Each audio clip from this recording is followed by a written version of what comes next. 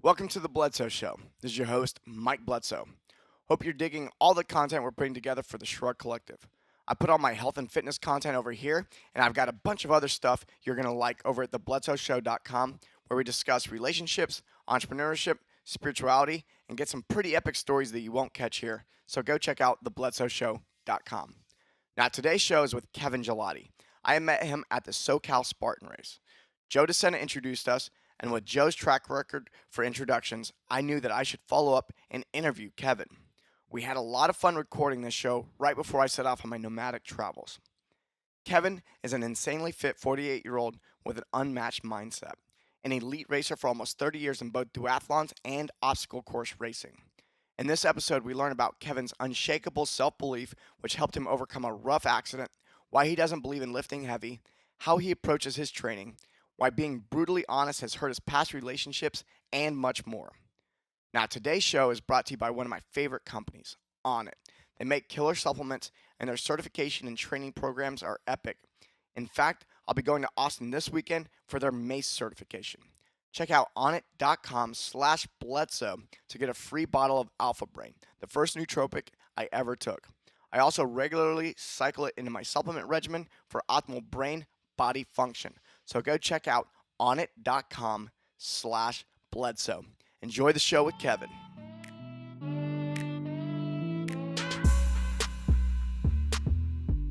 What's the hashtag you like to use? Be skilled at many things. Be skilled at many things. Yeah, I don't want to be the type of athlete or in anything I do in this life to be kind of known as a one-trick pony. So I'm involved in, anything from archery to competitive shooting to racing to computers. I mean, if people knew what I did for a job, because most people don't know, they'd be stunned. Awesome. Let's get into that. Yeah. But first, I want to tell everybody how we met. And we met on Saturday. We were both at the Spartan Super up near LA. And Chino in Prado Park. yeah, I basically just I don't know what I'm doing most of the time. I just walk up to run the race. I'm like, I'm just here to run the race. I'm sure I'll see Joe DeSena and or whatever. And of course, Colleen is texting me and going, no, come over to the media tent. So I show up. I'm like, okay, I'm going to race in like 30 minutes. And then I walk up and Joe goes, meet Kevin. That is such classic Joe. That's exactly how he's always operated since I've known him in 2011. Literally, you're going to be on the air in 10 minutes. Talk about whatever you want. Yeah, so he goes, here's Kevin. You want to go on? You want to go on TV in like 10 minutes? I was like, sure. Like, here's the thing is, I almost never say no to Joe because anytime I say yes, really cool, amazing shit happens, and it's just really fun. So I get to meet you. We were interviewed together, and the guy interviewing us had no idea. Joe DI. Joe DI had no idea that we were going to be hopping on. Like, he had no idea I was coming. He was expecting you, and then I was there, and he goes, oh, shit. Well, did you notice Joe's just like, talk about CBD, talk about the race, talk about – he just – he's a guy with a grand plan, and he may come across, if you don't know him that well, like he doesn't know what he's doing. He knows exactly what he's doing. Oh, yeah. He's got it all together in his head. There's more of a plan here than I think people realize when you're dealing with that guy. But the impromptu stuff like this is very much his nature. That's how he's built Spartan to where it is, and that's really when I look at the culture of the Spartan business and of the Spartan races is start and figure that shit out. When we started in 2011, I literally met him at a race, and we were still using products made from Home Depot. Like, they were literally putting stuff together while we were racing. When was this? This is 2011 in Temecula. Yeah. And he hired me pretty much right there on the spot. We just clicked, and it's always been this type of grassroots, figure things out on the fly, make it happen, whatever it takes. And some people can't function in that world, but I gravitate towards that world. Yeah. So for me, it's like, all right, let's do this. Like, Yeah. I can think in those. I'm with you. So so you're 49 years old? I turned 48 last week. 48. Yep. 48 years old. You've been doing Spartan races for a while, it sounds like, from pretty much the beginning. Yeah, And from the beginning. I want to, give us A short little a bio. bio, like where did you come from? Okay. Because when I look at you, you're like a super fit 48-year-old guy running Spartan races, and like I saw some pictures of you online the other day, of just like killing some like monkey bar rings, like Yeah. monkey rings, and swinging around and getting all muddy, and it's I'm pretty sure you ran the race faster than me yesterday, so super impressive. I think for this weekend, I raced both days. I was third in age group on Saturday, second on Sunday, fifth fastest both days because I moved out of Elite this year to move into age group to support Yeah. the new product. But Yeah. essentially, so my bio is I was originally born in Iowa, born and raised. A friend bet me in college at the University of Iowa that I couldn't finish a duathlon. Not only did I Is that- finish a duathlon, that's what I'm known for. So triathlon has two sports: triathlon, swim, bike, run, and duathlon, run, bike, run. Run, bike, run. That's right. My favorite was always the run, swim, run, but Yeah, aquathon. Is that what it's called? Yeah, that's a version of like an aquathon. They even have some that are just so swim, run, swim, etc. And those are becoming actually more popular now, whereas they weren't that popular years ago. So this kid bet me at the University of Iowa that I couldn't do this race. Not only did I do it, I almost won. Shit. And no joke, that changed my entire life because I knew that day, that moment, this is what I wanted to do. So you're talking about a guy who's not even 20 at this point. And essentially, to make a long story short, I went all in. I picked up everything I owned. I moved out to Southern California, San Diego. I've never been here in my life. 1 mile away, Lacadia, you know, the 7-Eleven down the street? Oh, yeah. The Fog Cutter Apartments. That's what they were called. Okay. Right behind 7-Eleven. I lived there for 8 years when I moved out here. And a crummy studio just came here to race because this is the place to be if you're a triathlon. Yeah. So from there, over the years, 8-time All-American with USA Triathlon. Been racing since I was, so that means 18, 19, 20 years old roughly. I'm 48, so do the math. 28 years this year of consecutive racing. And about 2014, I did my last Duathlon World Championship. So like I say, that's where my reputation, that's where the world I came from. What are those distances like? So that race, or the really competitive stuff is, say, a 10K, 40K, 5K. So you're looking at doing 10Ks in the low 30s, doing 40Ks at about 25 mile per hour average, and then getting off and trying to run in the 17s or so off the bike and onto a 5K. Wow. So in 2014, I went to the last Duathlon World Championships I did.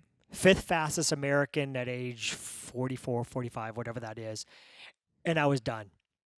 And I had been looking for a way out for a couple of years. I knew the writing was on the wall. I had done everything I had ever expected to do and then some. Surpassed all my own goals in 20 plus years of racing.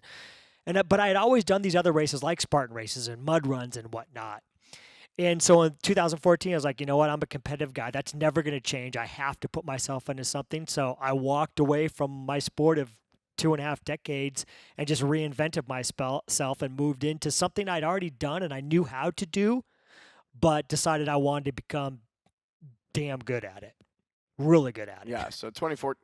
When did you get introduced to Spartan Race? 2011, same, you know, that's crazy because it's kind of the same thing happened. A buddy said, who we all race with around here because we all know the same people here, come do this race. It's called Spartan Race. It's like a mud run. And we had always done this Camp Pendleton mud run. Okay, so think about this. So I've won that race. That's 8 or 10,000 people. We used to do that 8 or 9 years in a row on the base. One of these guys said, hey, there's this new thing called Spartan Race. Come do this. And so we're all like, Spartan Race, yeah, whatever. It's just another mud run. Dude, it was nothing like a mud run. And we knew, like, I knew that day as I was racing, this is not like anything that we've done before. Nice. Yeah.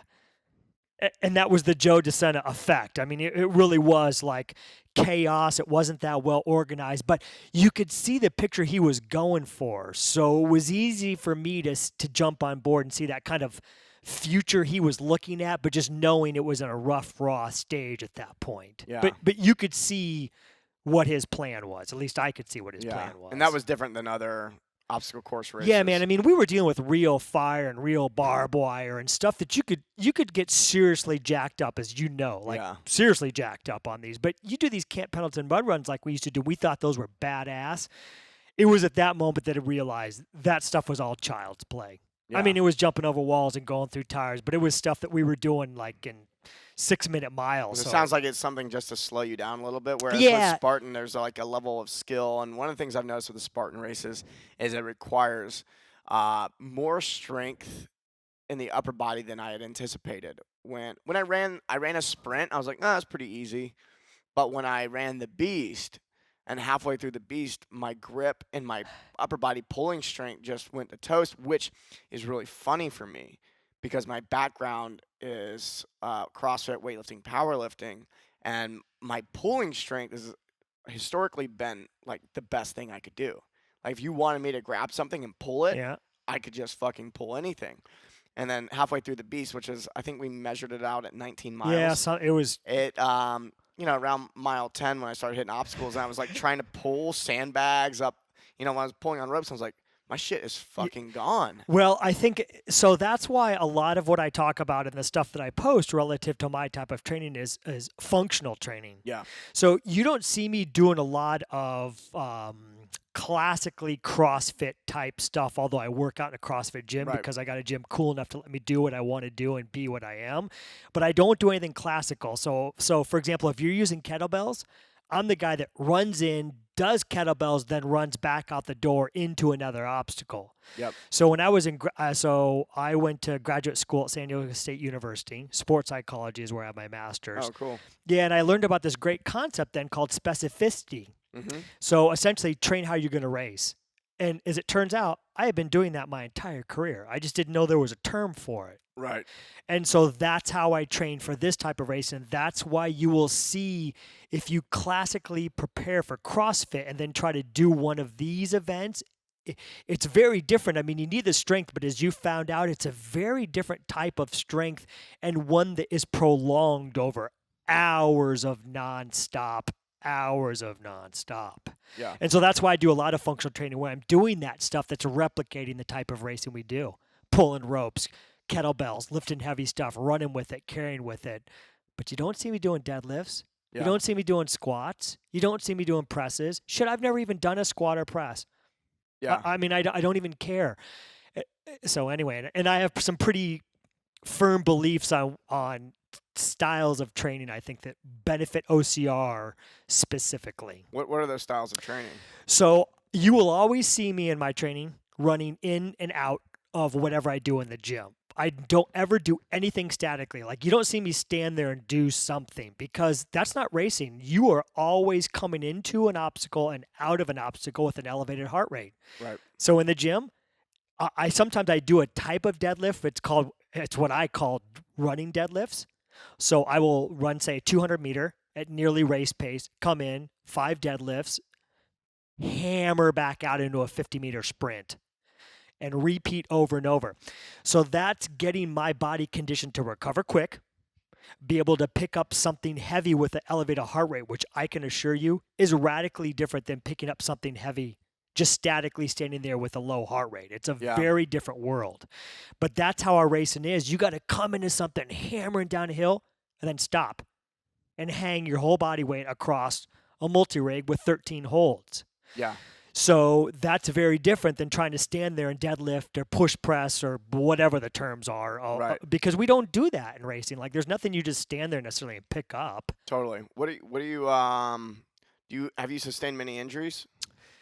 You know, I try not to talk about that topic too much because I'm, this is a weird thing. Like, it's not the jinxing. Like, I'm one of those guys that talks very little about actual injuries, but I will tell you this. This is what I will kind of divulge.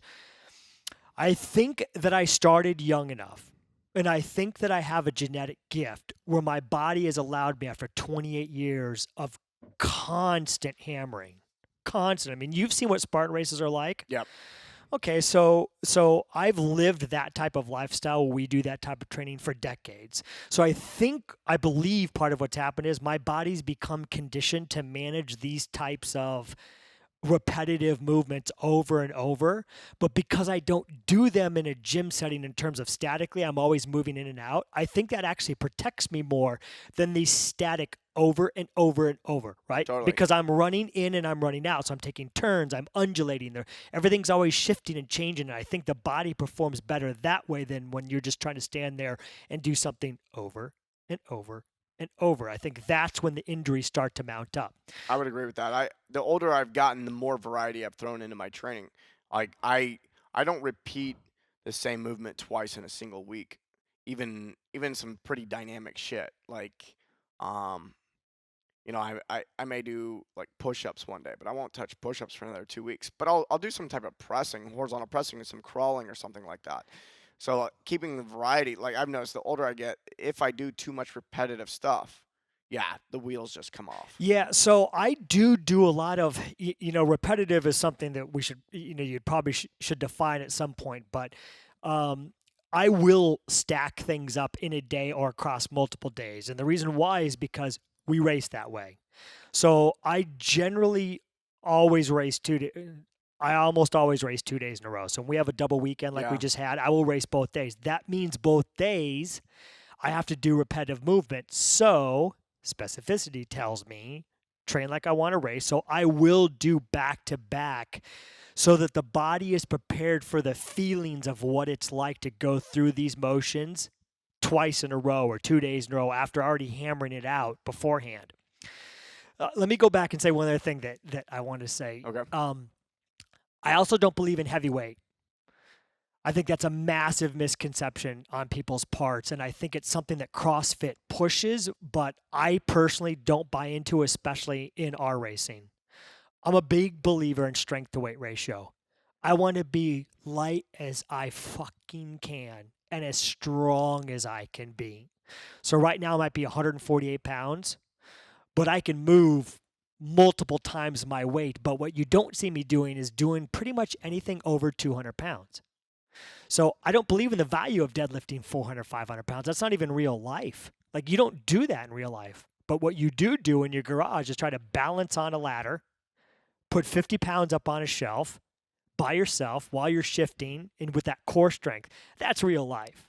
But I agree with you to a degree that most people that are training in a gym are not training enough real life situations, like having to stand on a ladder, balance, place something up on top, Above your something head. that involves a lot of balance and coordination. I agree, and it's interesting if you look at something like CrossFit and you look at the initial philosophy it was built on, and then you see the expression that has been the expression of CrossFit in a CrossFit gym. It's nothing. In my opinion, it's nothing like what was originally written about by Greg Glassman.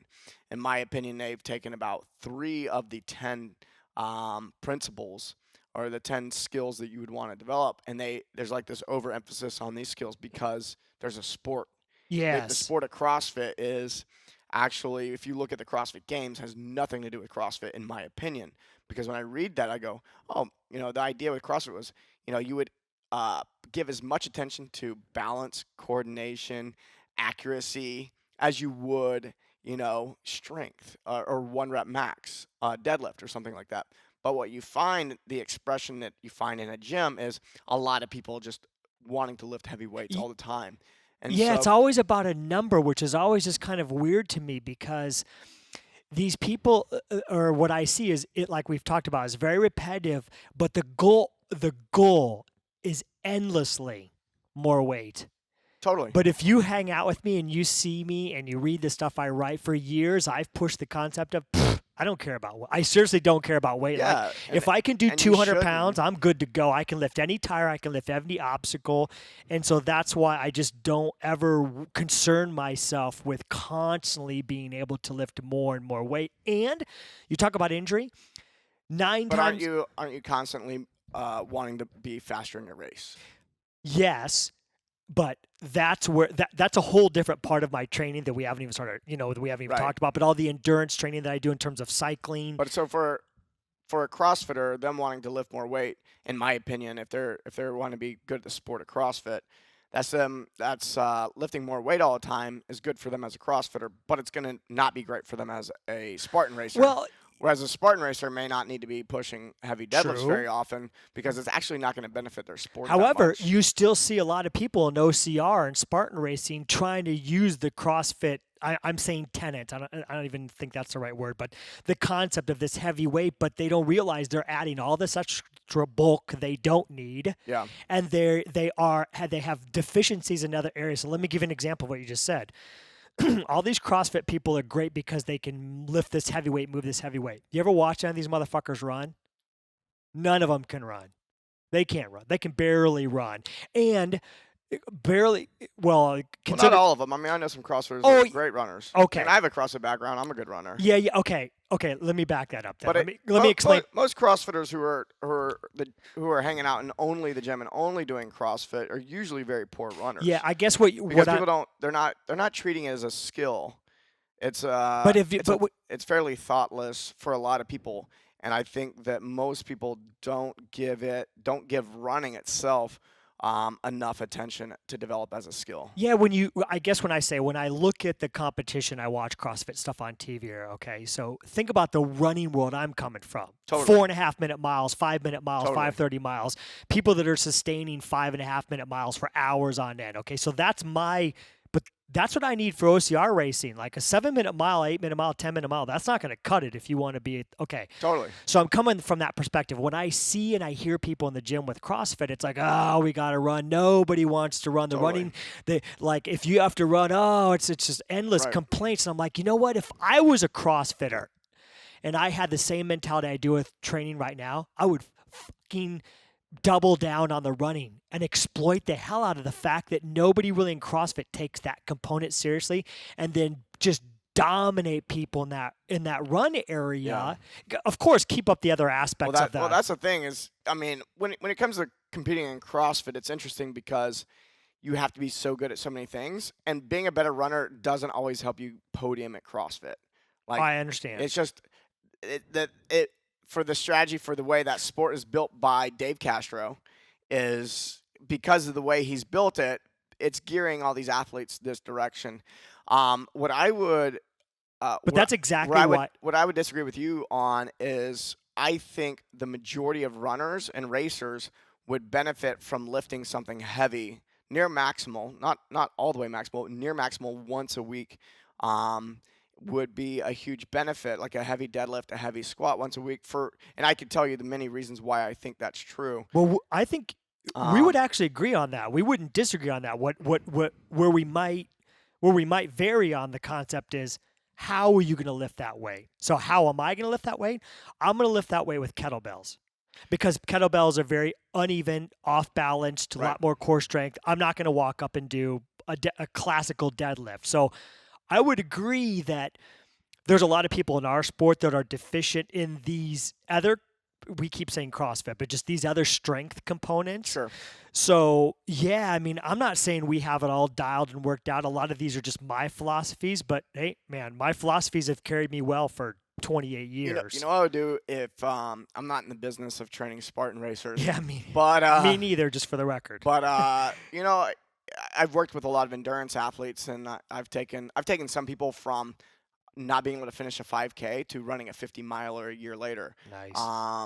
And I've taken a few people that had military backgrounds who could hump, 30, 50 miles, but couldn't, they were just slow, and then I helped get them faster. Couldn't run a 10-minute mile, for example. Right, yeah, or they might be a 10-minute mile, but we need to get them down to 6. Yes. And so, and that was a long time ago. I used to train runners, but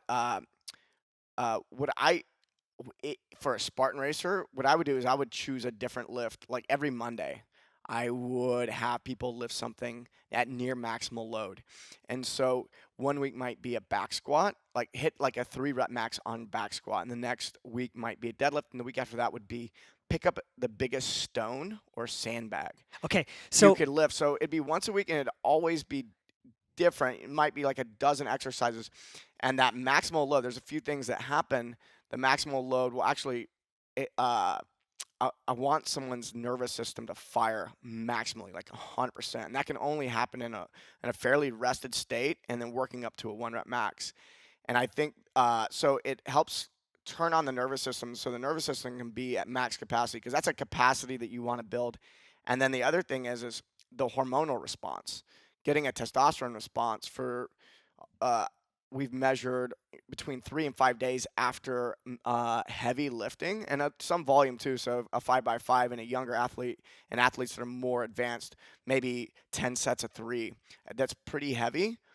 Doing that early in the week will actually boost your testosterone for the rest of the week. So I really like this, and this is how I train myself. Is most of my training is pretty rhythmic and light, and it's all about balance and doing the offset stuff like grabbing 2 kettlebells that are different sizes and trying to run with doing all sorts of shit with it, running with it, walking with it even, and um, and I like that for the most of my training. But once a week, like how I want to like be dizzy at the end from lifting so heavy, and I personally took a break from lifting heavy for a few years, and then I added it back in. I go, wow, there's massive value here. You know, it's funny you say this because this to me, we would definitely be diametrically opposed. Yeah. Like, I essentially don't buy into anything you just said in terms of, and that's not a disrespect thing. It's just going on how my body performs. Like, I don't even know what you're talking about when you start talking about firing up these neurons and all this stuff. Like,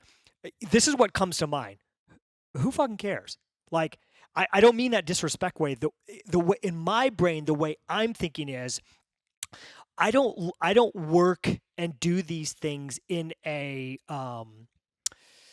isolation. Yeah, and I do, but I also don't do my workouts in a way where I'm very set in my standard. It sounds like you 3 rep max, dude, I don't even know what you're talking about. Like, I understand what 3 reps are and I understand what max weight is, but I don't have any of these numbers I don't know any of my numbers either, but it's by day. Yeah, so but like I don't, like, if you go, what's your 3 rep max on deadlift today? I go, I have no idea, but we can find out. I don't even know what that means. Well, just like how many? Okay, that would mean that I would load up. I would start with a lightweight, and I would do maybe 5 reps. But what I would work up to is I would wait about 2 minutes between sets, and then I would see how much weight I could do 3 reps with. So I would just go boom, boom, boom. How much weight? So I might hit like 400 pounds for 3 reps. And it's like, cool, that's where I'm at. Okay, so in my mind, I'm like, what's the point of waiting 2 minutes? Let's get it on. Like, so that you can put more tension on the muscle. Yeah, but see, that's not. But in my mind, I'm like, that's not even real world. I mean, real world, remember, I'm always thinking in the racing mindset. Totally. That's everything I do. My entire life, for almost 30 years, is this mindset. So just keep that in mind, who's ever listening. This is okay. So in real life, when do you have that downtime? When I'm racing, I might fall. I got to get up. I have to jump over something. There is no 2-minute rest. There is none of that exists in the real world in my brain. So it's constant movement. It's constant. Like, I just don't buy into a lot. Like, I don't know how to explain this well. It's almost like I think sometimes the nuances and the minutia that we go to, the science is there to support you if you want to do a study about it. Yep. But in real world, who fucking cares? Because none of it really matters when like the shit hits a fan and you got to do something. Well, I don't know if I'm explaining myself well. I think I know. I think I know where you're coming from. So this is why I approach it this way. Is so I'm not, when I'm working out on Monday and I'm lifting heavy weights, I'm actually not training to get better at that necessarily. So by taking that rest, that allows my muscles to get stronger essentially. So I'm trying to get as strong as possible on Monday, and then so. For me, I'm not actually training for anything specifically. Like, I'm strength training, so I'm training for the purpose of making my body strong. And so, for instance, we pick up stones in Spartan Race, right? The Atlas balls. The Atlas stones are up to 80 pounds. Yeah, maybe 80 pounds, right? So now, say your best Atlas stone thing you've ever picked up is 120 pounds. Okay. But I've picked up 350. Now, when I go to pick up that 80-pound stone, I'm going to expend less energy during that obstacle because my absolute strength is really high. And the deal is if you keep the reps low in training, you actually won't add much mass. Okay, but think about this.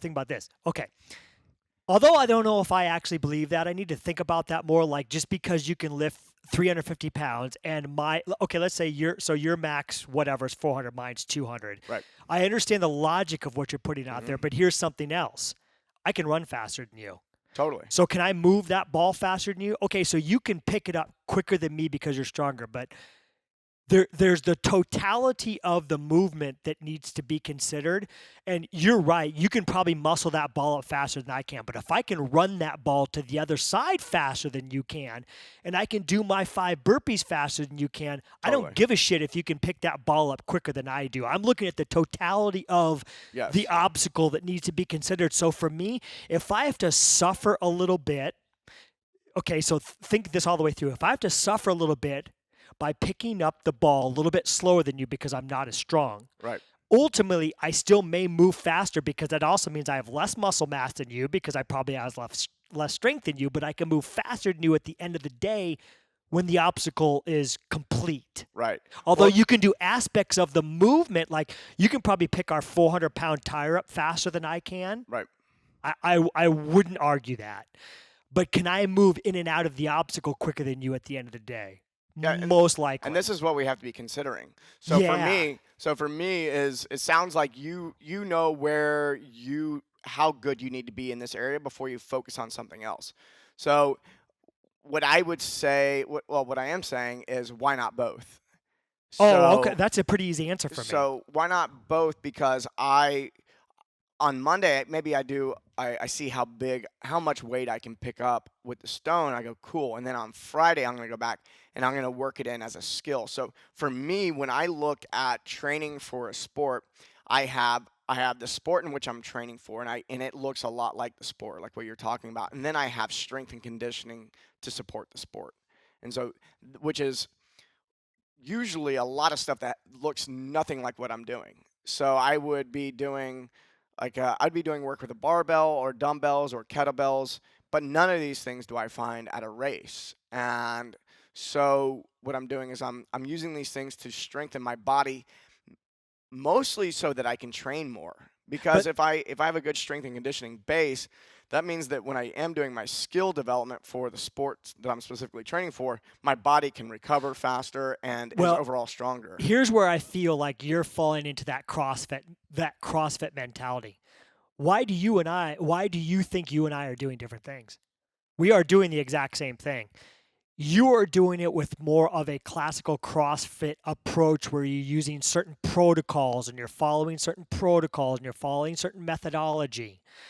I'm doing the same thing as you, but I don't give a shit about those protocols and those methodologies because in the real world, when it's pouring rain and my arm fucking hurts because I fell on something, but I still have 30 other obstacles, I don't care about any of those because I'll do whatever it takes to get it done. Right. But when you say, why can't you do both, Kevin? You can work. I am doing both. I'm just not doing them the amount of weight, for example, that you may Totally. be doing, but we are doing the same thing. Well, it sounds like what my approach wouldn't work for you, and that's fine. Yeah, I think it's probably too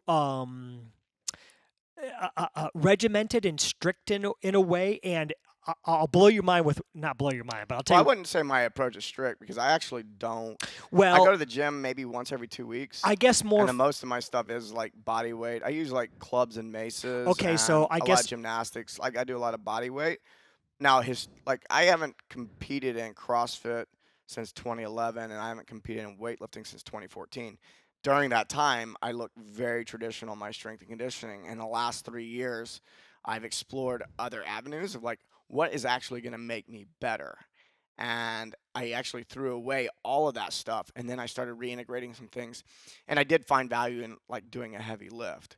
But for the most part, most of what you see in a CrossFit gym, I actually don't use in my own training, and I'm not a big advocate for. So, I don't want you to think that I'm actually that regimented because there are certain things. I have a very broad like outline of what oh I like my training to look like, but it's when I wake up that day is when I yeah, decide yeah, no, no, exactly what's happening. I Yeah. understand. I understand. I think more from I meant that more from the concept of like you'll go in and do these kind of classical CrossFit things, and you're gonna you're gonna do a 1 rep max. I don't do that. I Yeah. don't know like those types of things. Right. I Oh, understand. okay. In this conversation, we're covering lots of ground, so there's little small nuances here and Totally. there. But yes, I I think understand. people are going to enjoy this, by the way. Yeah, I think here's another thing that I think that really freaks people out when they hear this about me. I do, and this is a classic CrossFit thing that drives me nuts in obstacle course racing and just in life. I do not believe in the value of form in any way or shape or form. How ironic is that? So there's so much focus on form and the value of form. I just do not believe that at all. Never have, never will.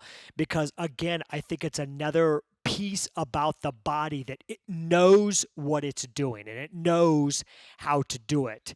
And this overemphasis on form, the people that I see that are most fucked up, that are most injured are two things. People that are like endlessly focusing on form and people that are endlessly trying to live massively heavy weight. Yeah. Okay? Well, I would say I think that you actually have a huge benefit when it comes to the form conversation that most people don't have. And you were talking about how you're fairly resilient. I think that Resilient, that's a great word. Like Yeah. I really think that is the perfect word. it sounds like you're very resilient. I actually think so. I've met people like you before, and I'm actually one of those people myself, which is people see me move and they probably see me do an obstacle and they're like, "Man, that looked really easy for you to get through that obstacle." It's like I slithered through it. Like there wasn't like But what'll happen with me is but what happened? What the thing is, you've been moving your whole life. yeah. I think the people that are getting fucked up are the people who work a 9 to 5 job in a cubicle. They forgot how to move for maybe a dozen years. I think you are absolutely correct. They end up in college, they go to school, then they get a job, and then they hit 30 and they go, "Fuck, I got fat." And then they go, "Oh, I'm gonna go run a Spartan race, or I'm gonna go do CrossFit." And now, but the problem is their posture is completely fucked up. Their hips are out of whack, their shoulders are out of whack. They're having to compensate at their back to make up for the fact that they've been sitting at a desk, and they've been sitting in a bad posture for a long period of time. And so when they do a snatch, when they do an obstacle to obstacle course race, they're going to get hurt. And it's because they've had this period of being sedentary and they haven't built up their engine. You sound like a Yeah, guy you've been moving your whole life. Yeah, I mean that could be why. You see, so that's why I think some of the philosophies I have, they are not the norm. Right. I don't see things a way a lot of other people do, but I think you're right. I think that it's because I have 28 years of success knowing what I'm doing, and I really think that speaks volumes as to my methodologies working for me, not for everybody. Right. But at the same time, I start to wonder sometimes if all this focus on movement and form, like, is it just a bunch of nonsense and bullshit? Like yeah, these people have been sitting in chairs for a while, so maybe they don't have the form, but your body's the shit, man. I mean, it knows what it's Totally. doing. Like it knows how to pick these things up, but I feel like myopically when I think about it in my brain, if you do this movement over and over and over with such strict form, with no slight variations, the world not being sterile, isn't that far more harmful? This is just in my mind. Isn't that far more harmful than doing these movements with a little bit of misbalance, a little bit of unevenness, a little bit of? 100% agree with you. People are doing way too much. I like what was the word you used? Myopic? Or no, before that was it sterile or? Oh yeah. Oh, That's I've been thinking about that's the word that's been going through my mind recently. Is I feel like everything is sterilized. oh, dude. And I when I walk in a gym, I actually feel funny these days because we have these flat floors and we have these straight bars Okay. and everything's even and and I'm like, that is not. You know It's- what? I've been in sport long enough to realize if you're not in a strength sport, so if you're competing in powerlifting, weightlifting, or CrossFit, yes, back and forth, up and down, Yeah. everything balanced. I get great. it. I get that. But anything outside of that, is not that. So And now you have to train differently. So I'm with you. Like there, we we could definitely do a much better job, and I actually see that in the future of functional fitness. functional. That's And why yeah, everything. we're gonna have more of the asymmetrical training.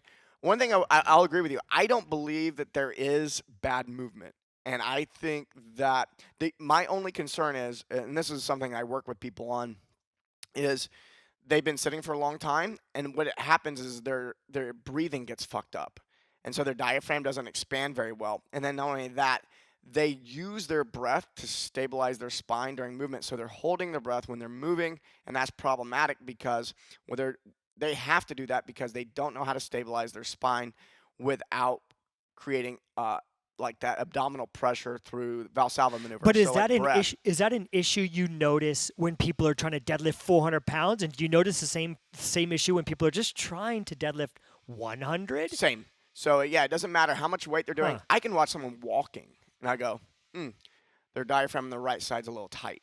I can just tell from when someone moves. And so for me, when we add a heavy load to a spine that can't stabilize, you're gonna get a bulge disc, and you're gonna fuck shit up. So the way I see it is, You might. no movement is wrong if Yeah. you can stabilize your spine. So if you're really if your spine and if your core strength is dialed in, I think you can do a deadlift where you're rounding your back. I think you can do all sorts of stuff and look funny and not quite right to the average person if you're stabilizing your spine. Now, if you're losing stability in your lumbar spine, or you're having to compensate at your lumbar spine because your hip doesn't really have the strength and mobility necessary, and your core isn't stabilizing, you're going to be completely fucked. So I think that the focus on form in a traditional sense, what you see in a strength and conditioning gym or a CrossFit gym, that focus on form is very surface level. So the average coach is not trained to be able to actually spot whether the core is activating properly while moving. Yeah. What they're doing is like, is your knee out? Are you rounding your back? They're looking at things that are usually the symptom of poor core stability, but they don't know how to look for core stability. And so being a coach for as long as I have been and studying movement as long as I have been, I go, look, core stability is actually the thing that you need to focus on. Whether your shoulders are working or hips are working, we can't even look at that until your spine is good. I'd be willing to bet, and I watch you move, I watch you walk around, I see you, and your core stability is just on point. And that tells me another thing is like, I think you could move through anything. You're doing these races, and that adds to your resilience. Your core strength is your resilience. And I think most people that are training, they're so worried about pull-ups and squats and deadlifts, and yet they don't really have global core stability in a way that's really meaningful. And again, I think you have that because when I watch you walk, you're 48 years old and you just look amazing. So you ready for something you may not know by looking at me walking down the street? What's that? In 2001, I came back from a duathlon world championship in Italy. 12 hours later, I was riding my bike. I was hit by a truck that was doing 70 miles an hour, threw me 60 feet, broke my back in two places, my left arm, my left leg. I had 2 blood transfusions to survive. I spent 3 weeks in a hospital, 2 of it in the ICU, which is 24-hour care. How did this happen? I was on my bike just out for a cool-down ride 12 hours after arriving back from Italy. I spent a year in rehab. Like I said, 3 weeks in the hospital, 2 blood transfusions, broken leg, broken arm. So my point is, I have a fused back. I have T11 and T12 on my back is fused. And I still do this stuff. And Wow. How's your rotation up top? Well, is it a little stiff? Yeah, it's a little stiff. So I fight with discomfort every day. I mean, because the lower parts of my body, below my thoracic, is now trying to take on the work of these fused discs. Yep. So I mean, but that's just the nature of the beast. And hey, man, I'm blessed and fortunate to be alive. So you're never going to find me complaining. And in a way, that was actually one of the best things that ever happened to me. And you can see. Do you mind if I say my website? Like, Dude, promote all you want. So if you go to kevingillotti.com, KEVINGILLOTTI. And we're going to have the link in the show Yeah. notes. So when you go to the website, when you go to the Bledsoe show, when you check out Kevin's post, you can just click and get any. We're going to post all of his Instagram, So all you'll that see all of the there's video on there of the hospital and everything. I mean, I lost 100% muscle mass. I have photos of where my bicep is thinner than my wrist. stuff. Oh my God. So if you look at my body transformation now at 48 versus when happened that accident, How long ago was that? 2001 is when I was hit. Okay. And they said I was done.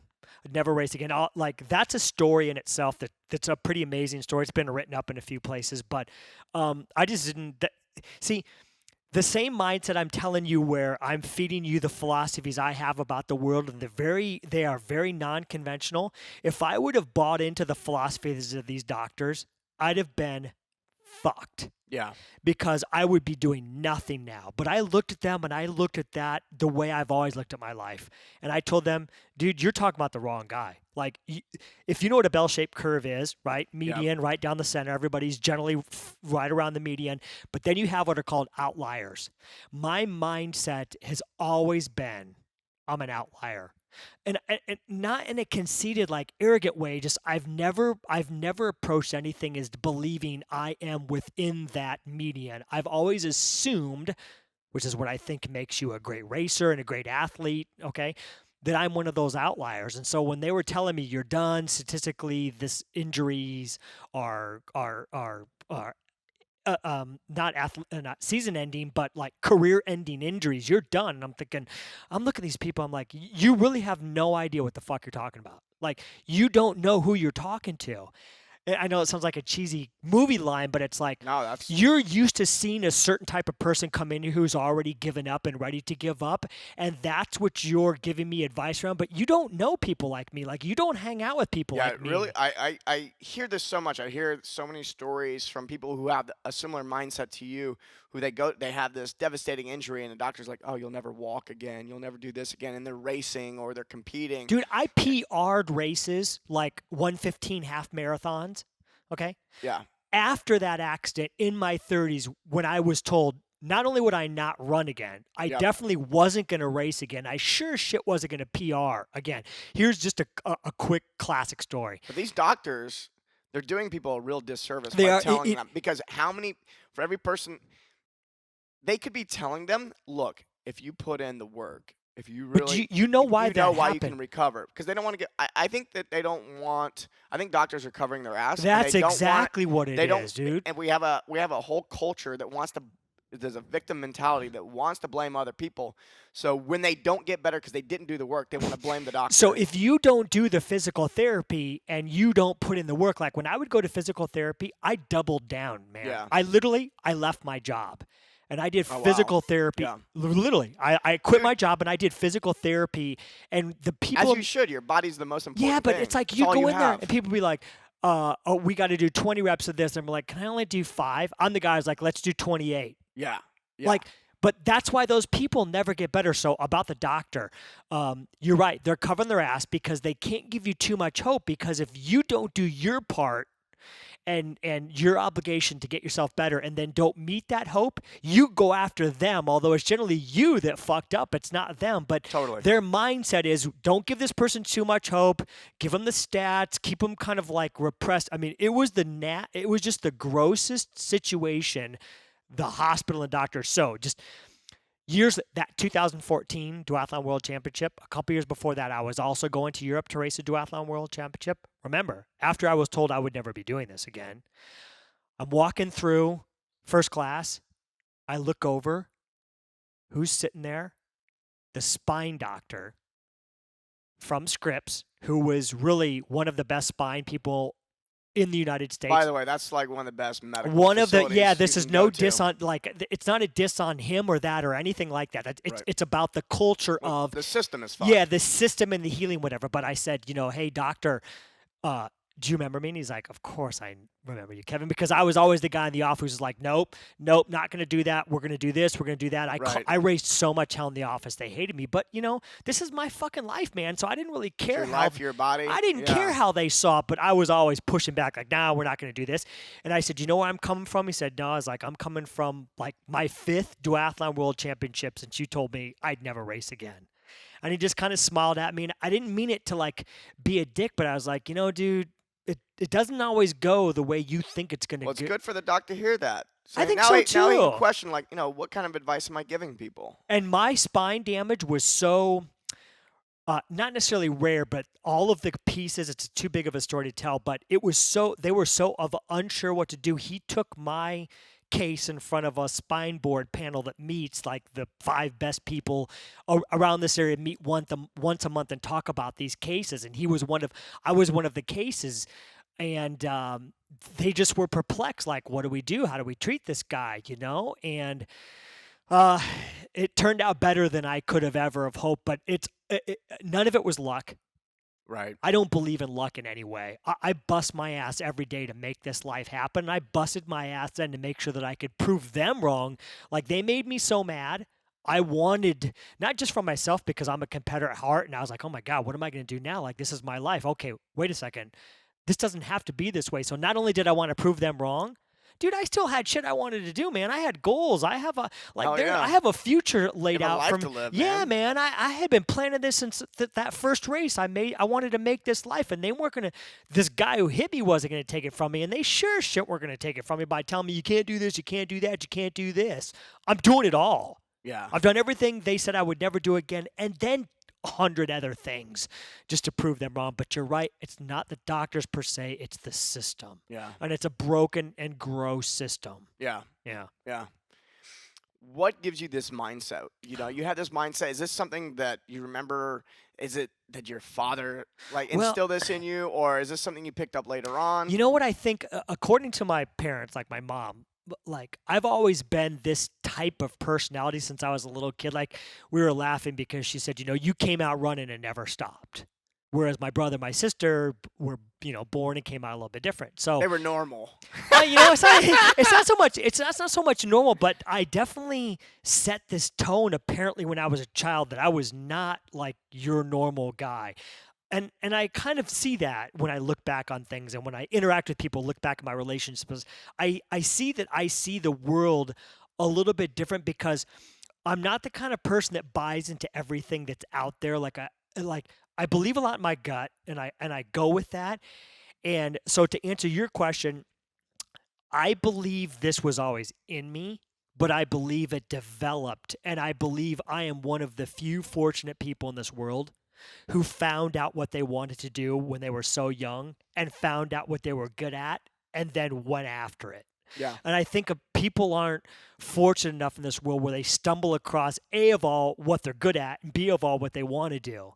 And I think that this mindset was always in me, and all that's happened over these last almost 30 years is I've developed it, I've refined it, I've lived it, I've embraced it, I haven't run from it. I've accepted what I am, and that's why I sleep very well with myself at night, because I know I'm an abrasive guy, I'm a crass guy, I'm an opinionated guy. I get all that. Like, I understand that. But I think all of those personality attributes are the attributes of people that are very successful in this world in whatever it is that they do. And I don't think you can teach some of these things. Like, I think you have them or you don't. Like, I just watched this great movie called The Road.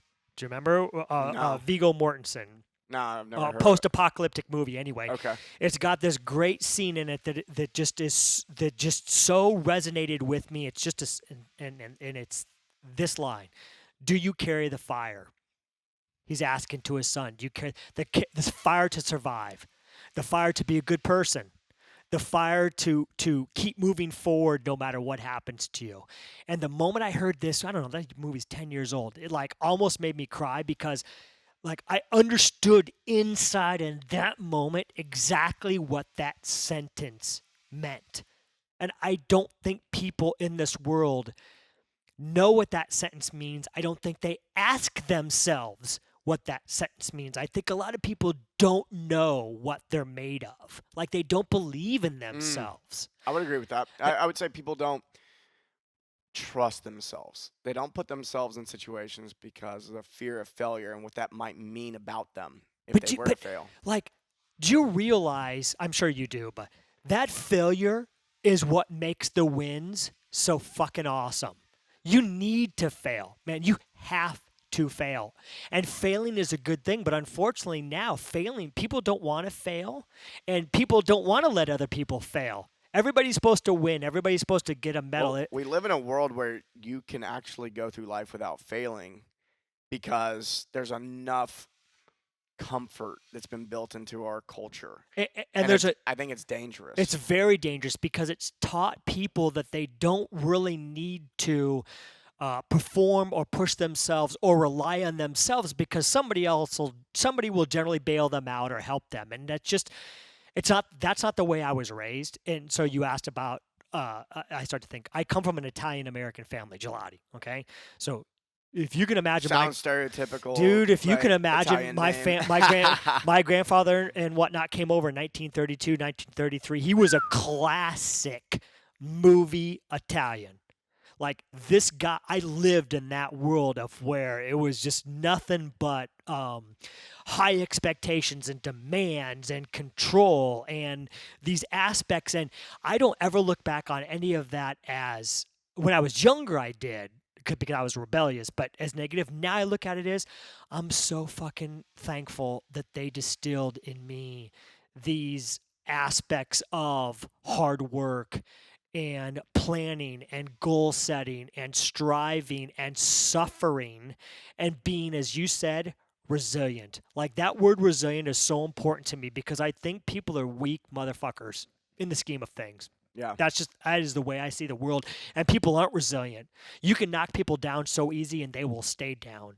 And I just think it's a different generation and a different mentality. And some people are born with that mentality where that's not applicable to them, but most people are born with that mentality where it's applicable to them. And they find no way to get out of that because it's part of what their personality is. Yeah. Yeah, I would agree with that. Most people, I would say, have been raised in a manner by parents who also seek comfort.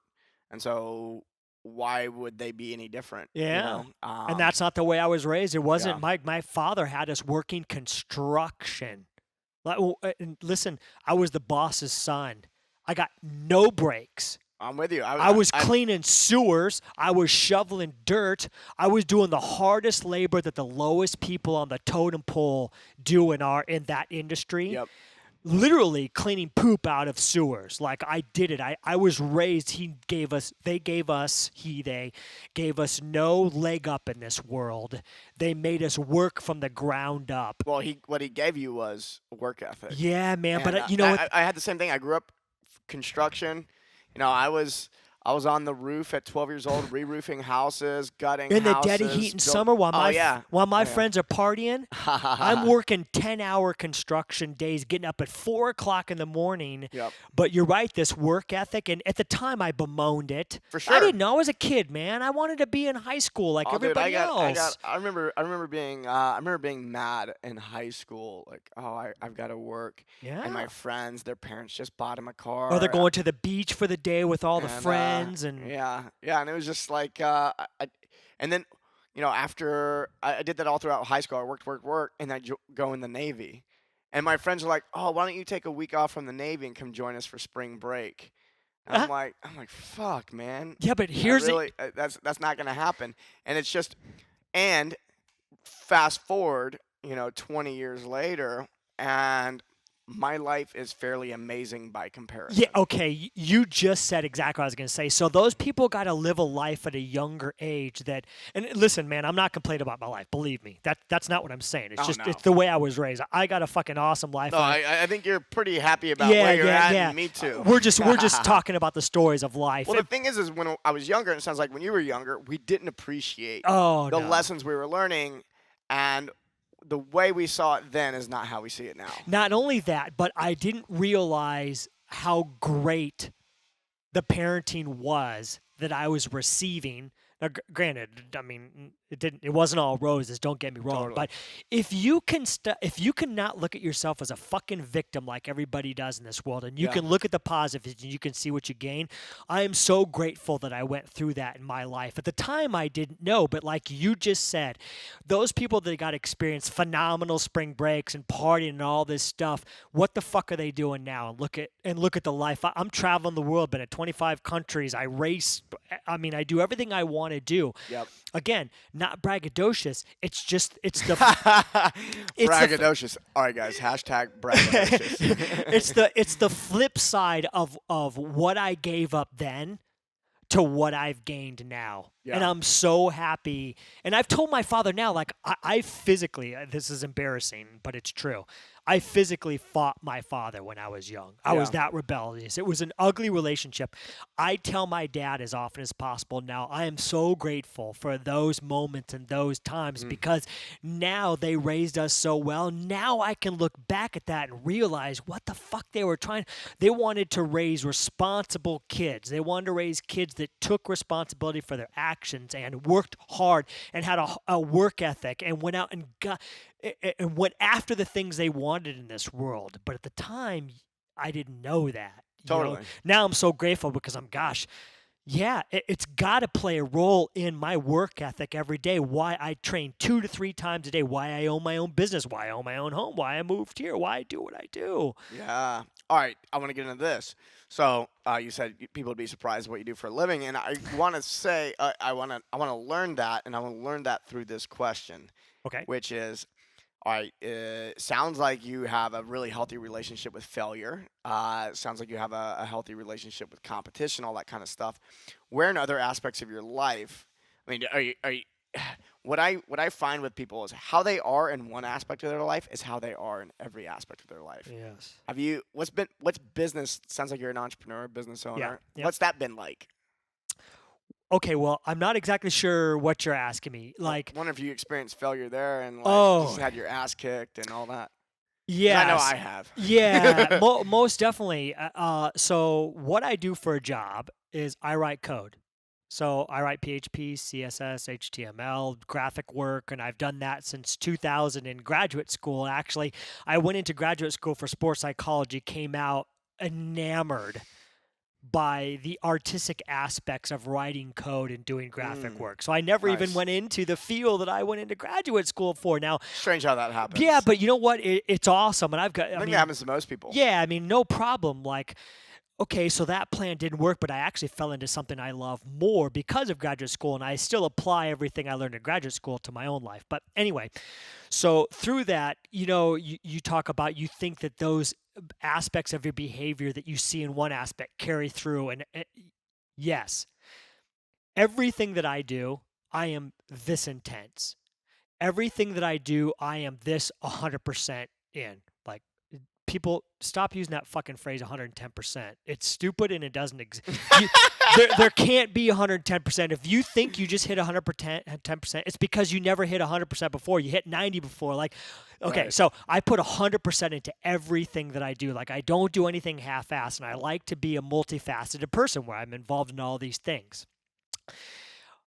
But where I apparently fail heavily is in relationships.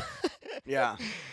Yeah, because I'm a very honest and straightforward person, as you can tell. I believe life is too short for red tape and bullshit. And when you almost get killed and you're laying in a hospital bed, screaming in pain, addicted to morphine because your body's so fucked up, everything hurts, you come to terms with what you are. Oh, yeah. And you learn to accept what you are.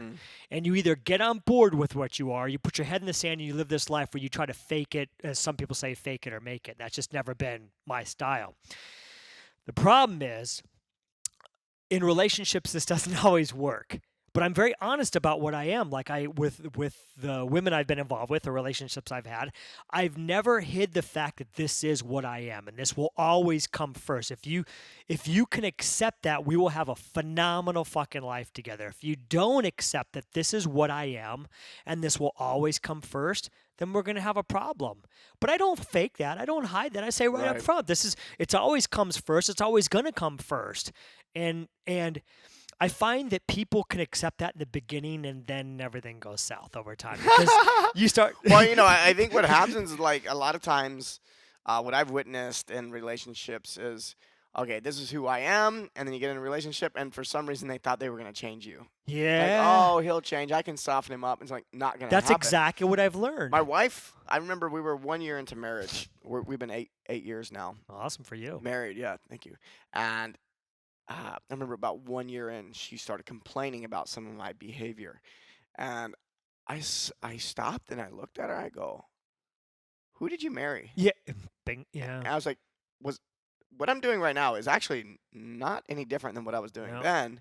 Why are you complaining about it now?" And she goes, "Huh." Yeah, And she goes, "Okay." And then started, and we've been through about a million phases in our sure. relationship. And that phase of our relationship was a place where I'm like, I'm not going to put up with somebody complaining about me being me. And she got to go to a place where, oh, I did decide to marry this guy. And this is the stuff I actually love him for. This is why we're together.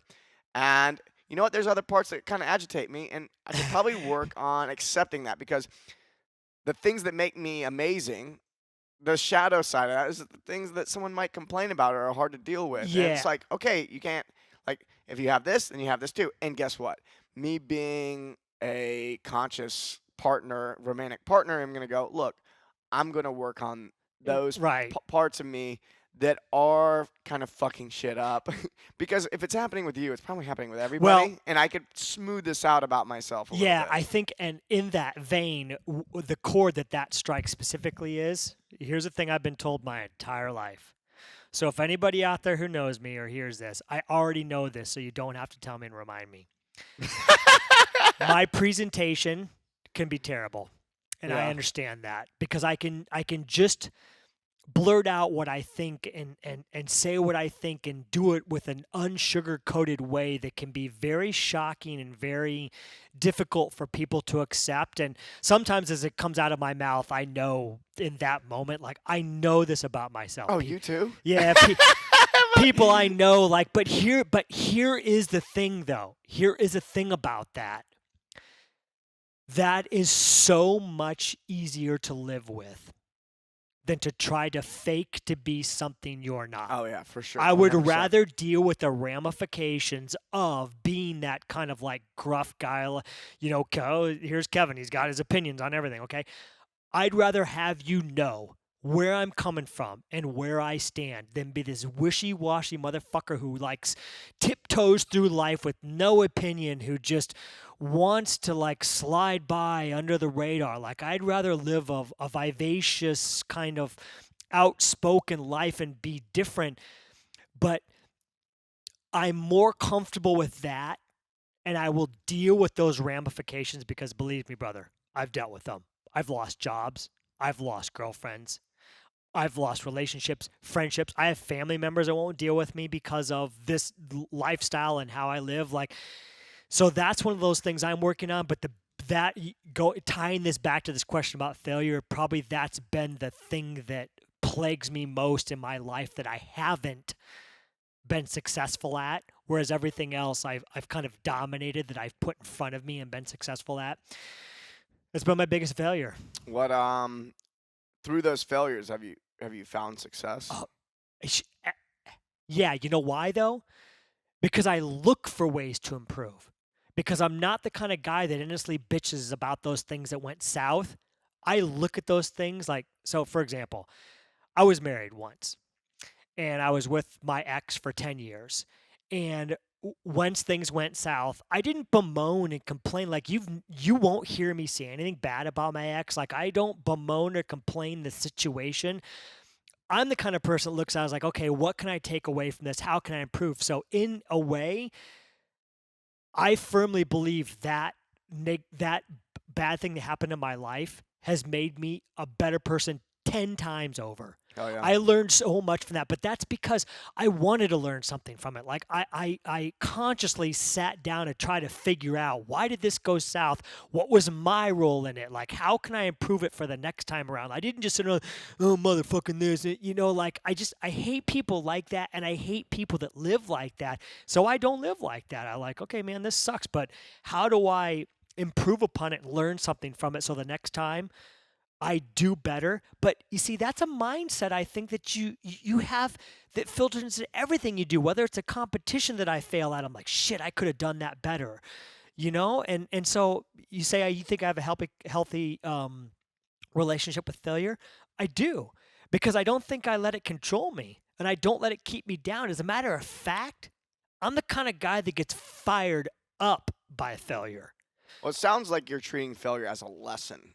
It's like, oh, this isn't really a failure. This is just, I did something and now I have an opportunity to change this and be even better. It's like finding what most people would call failure is exciting to you. Yeah, because I realized through these things that it can open so many doors. I mean, there's some of those cliches, there's a silver lining and all this fucking, opens these, but I don't like that. Yeah, the silver lining thing. I'm like, man. Yeah, It's either hold this frame or hold that frame. We don't need to like say, oh, this is shitty, but something good will happen. I was like, no, it's like this is just what happened. But and I now think, how can yeah, we but make it the best of it? I think those types of cliches come along because they give people that are less mindful of who they are and what they're made of a way to make it through the day and sort of kind of not justify their existence, but give it a frame of reference that makes it easy for them to manage and handle in this world. Coping. Yeah, They're like coping in some way instead of owning it. So I'm the guy that when those things happen, I run directly at them head on. Like, let me give an analogy in Spartan Race. Back in the day, in the beginning, I don't know if you've ever seen this or knew this, because a lot of people haven't seen this or know this. We had these gladiators at the end from like 2011, 12, I 13. remember this. We had these gladiators at the very last obstacle with these guys with these huge pugil sticks that would try to jack you up before you could even make it to the finish line. And it was phenomenal to watch because people would get jacked up. I mean, they would, you remember these things, right? Yeah, like, I remember seeing it.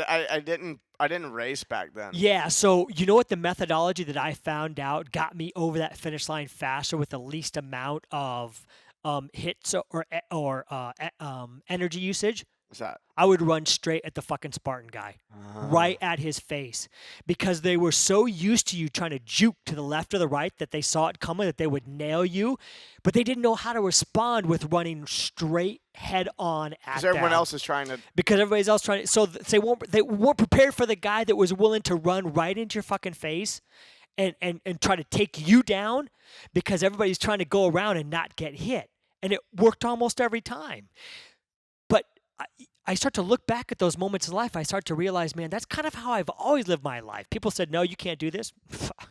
I did it. My parents said I probably wouldn't be able to pull this off, this lifestyle. Here I am 28 years later, living a dream. I told myself I wanted to race the best people in the world, live in the best place in the world, Southern California, for triathlon at that time, like in the 80s and 90s. This was like the Mecca. This is still the It's Mecca. Still of the Mecca. Fitness and health. Absolutely. And shit. Yeah, I mean, I can't find a spot that's got more health and fitness conscious people. It's amazing. Maybe Boulder, Colorado, but no, they're gonna have to fight for it. They're gonna have to fight for it. Yeah.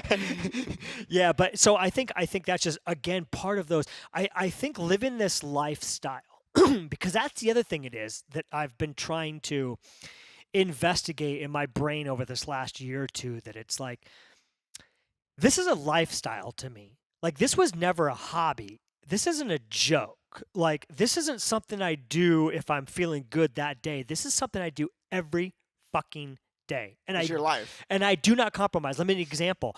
What was I doing when I was traveling for Thailand for a month? And I got photos to prove it. I was getting up at 4 a.m.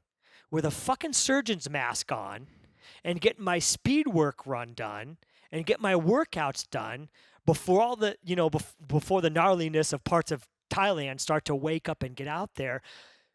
That's the way I've always lived. I'm not the kind of guy that goes and takes a vacation on the beaches and chills. What do? My vacations? My vacations revolve around going to races. I go to Rome and race Roma No Limits. I go to Europe and race a race. Like, it's a lifestyle, man. And it's, people ask, how do you get this lifestyle? How do you do this? This is the question ever since I've become, so I did Broken Skull Challenge. Okay. No, I didn't know that. Yeah.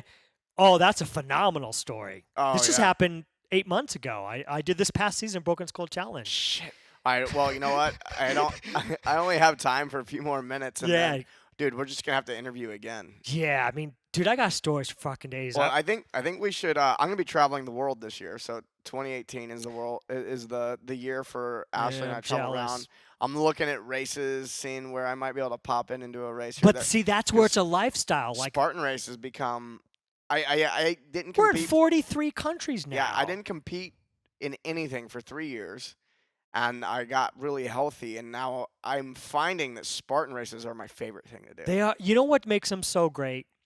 It's not that I'm trying to be a Spartan fanboy, people. It's not about that. What it's about is that sport. Let's just not even say Spartan race. Let's just say OCR in general, obstacle course Totally. race and OCR in general. The beauty of this sport, this fledgling sport, is it requires multiple talents from you: strength, endurance, tenacity, problem solving.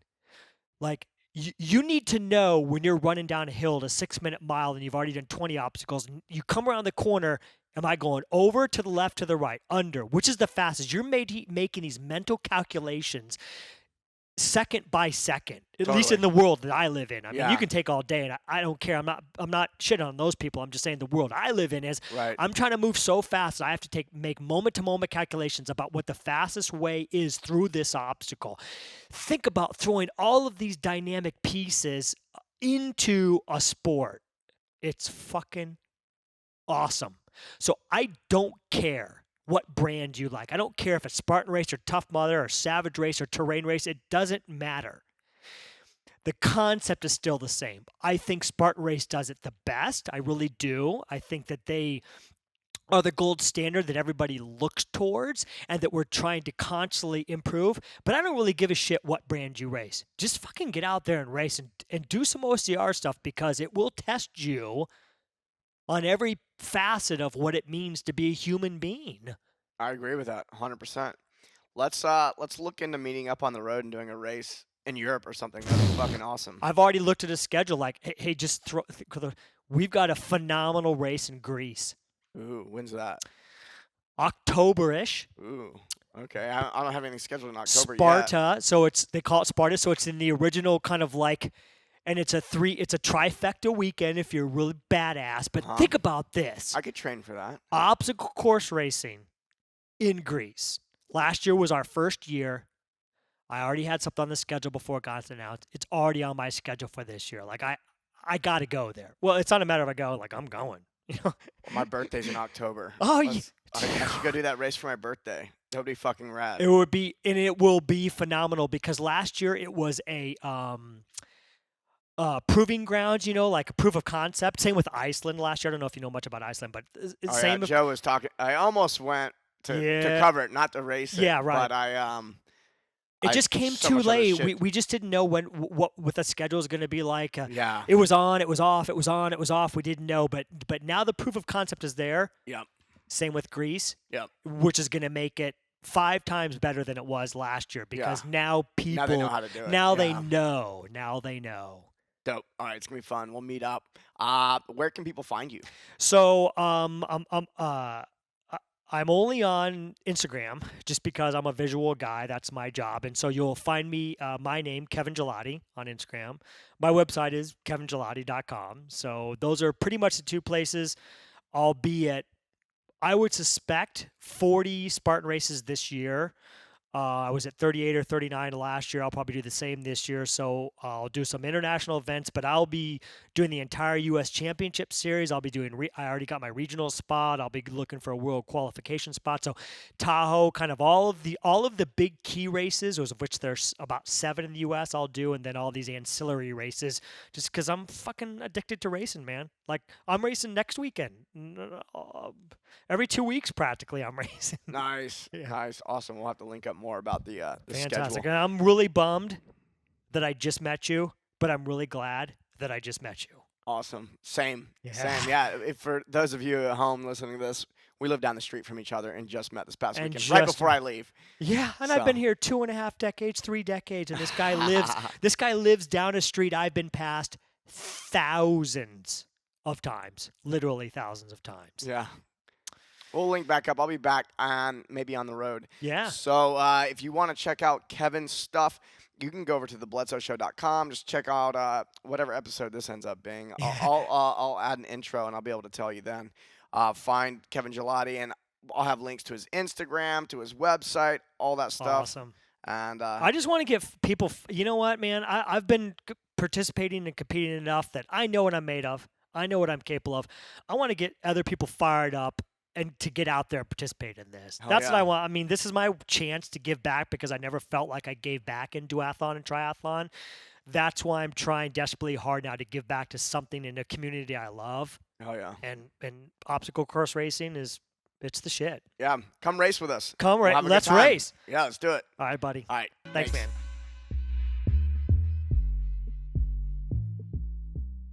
All right. Thanks for sticking around for the show. Kevin was awesome. And if you enjoyed the show, go over to iTunes, give us a 5-star review, positive comment. You know you want to. And remember our sponsor, onnit.com/Bledsoe. You get a free bottle of Alpha Brain. I say check it out.